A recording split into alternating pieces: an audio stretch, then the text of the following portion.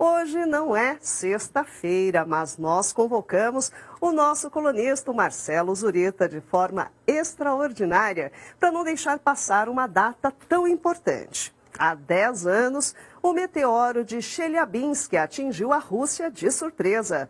Além do estrago, muita gente se feriu. Vamos relembrar tudo agora.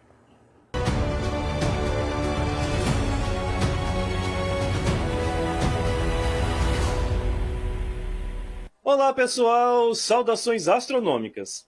Há 10 anos o mundo acordou estarrecido com as notícias que vinham da Rússia. Um grande asteroide atingiu a atmosfera e explodiu no ar acima de Chelyabinsk, deixando um rastro de estragos, várias pessoas feridas e uma trilha de fumaça no céu. Em alguns minutos, diversos vídeos que registraram o ocorrido já estavam circulando pelo mundo. Enquanto Chelyabinsk tratava seus feridos e contabilizava os seus prejuízos, cientistas de vários países procuravam as respostas para as dúvidas que aterrorizavam o mundo inteiro. O que havia ocorrido? Será que isso poderia acontecer novamente? Pouco tempo depois foi divulgado que o fenômeno era de fato um meteoro gerado pela passagem atmosférica de uma rocha espacial cientificamente chamada de asteroide, com cerca de 17 metros e 10 mil toneladas, a 67 mil quilômetros por hora. É como se uma grande pedra maciça do tamanho de um prédio de 4 andares fosse jogada contra a Terra numa velocidade 500 vezes maior que a do seu carro na estrada. E essas informações, com certeza, não tranquilizaram ninguém. Mas por mais incrível que pareça, essa não é a primeira vez que um grande meteoro atinge o nosso planeta, e nem será a última. Na verdade, diariamente a Terra é atingida por várias toneladas de material cósmico, a maioria tão pequenos quanto um grão de areia, que se desintegram antes de chegar ao chão, deixando apenas um rastro de luz no céu. Entretanto, meteoros do tamanho do que ocorreu em Chelyabinsk são raríssimos. Estima-se que um evento como esse ocorre em média uma vez a cada 100 anos. Em 1908, Tunguska, na Sibéria, presenciou um evento como esse. Em Tunguska, o objeto era bem maior, com cerca de 70 metros, mas felizmente a área era desabitada e não há registro de mortos naquele evento. Ainda assim, uma explosão com energia equivalente a 1000 bombas de Hiroshima foi capaz de derrubar cerca de 80 milhões de árvores em uma área de mais de 2.000 quilômetros quadrados de floresta. Poucos anos depois, cerca de 1000 pessoas privilegiadas presenciaram um evento conhecido como Grande Procissão de Meteoros de 1913. Cientistas acreditam que um grande meteoro se despedaçou ao entrar na atmosfera e produziu uma fantástica sequência de meteoros que percorreu mais de 11.000 quilômetros, do sul do Canadá à costa do Nordeste brasileiro. Felizmente, esse evento não gerou nenhum prejuízo e ninguém ferido, apenas 1000 pessoas encantadas em poder presenciar algo tão fantástico. Há cerca de 50 mil anos, nossos ancestrais estavam atravessando o Estreito de Bering e chegando na América, mas não foram muito bem recebidos não. Um asteroide metálico de aproximadamente 50 metros atingiu o Arizona, nos Estados Unidos. Uma cratera de 200 metros de profundidade e 1.200 metros de diâmetro é o único registro do evento. Qualquer asteroide nas proximidades da Terra viaja a uma velocidade entre 40.000 e 262.000 km por hora.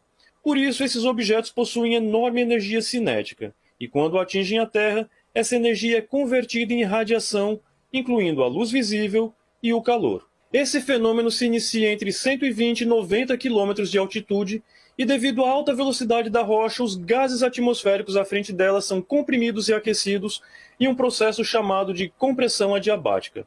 Isso faz surgir uma bolha de plasma ao redor da rocha espacial, gerando um fenômeno luminoso chamado de meteoro, e iniciando a ablação, que é a vaporização do material em contato com o plasma. Na grande maioria dos casos, toda a rocha espacial é completamente vaporizada em poucos segundos e vira fumaça no céu.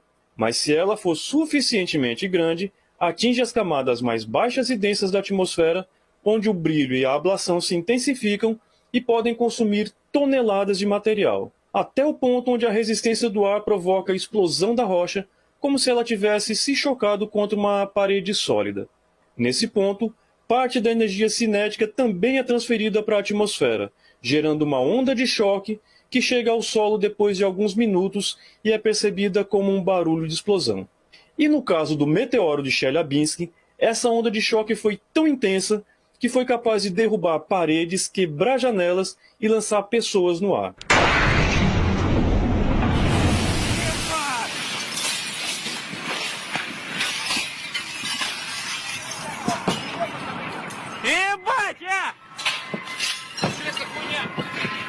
Foram cerca de 1.500 pessoas feridas e 7.200 prédios danificados em 6 cidades da região, totalizando um prejuízo em torno de 33 milhões de dólares.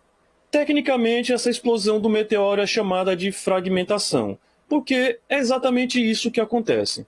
Durante todo o processo de ablação, fragmentos da rocha espacial podem se soltar, mas na fragmentação final, ela se parte por completo, restando a partir desse ponto uma grande nuvem de fragmentos menores que seguem em direção ao solo praticamente em queda livre, pois já foram, em grande parte, freadas pela atmosfera.